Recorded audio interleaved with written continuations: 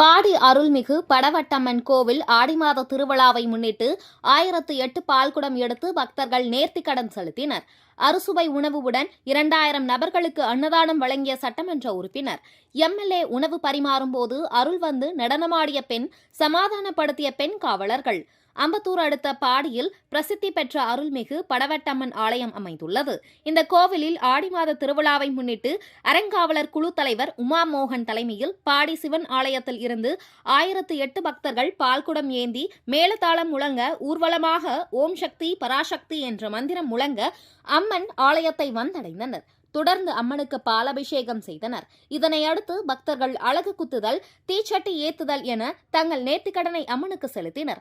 இதனை கண்ட பொதுமக்கள் பக்தி பரவசம் பொங்க அரோகரா அரோகரா என கோஷம் முழங்கிட, மேலும் கோவிலில் அம்மனை தரிசிக்க வந்த பக்தர்களுக்கு சுமார் 2000 நபர்களுக்கு அன்னதானம் வழங்கப்பட்டது. இவ்விழாவில் நிகழ்ச்சியை ஏற்பாடு செய்த LPF மோகன் மற்றும் ஆலய அறங்காவலர் குழு தலைவர் உமா மோகன் உள்ளிட்டோர் உடன் இருந்தனர்.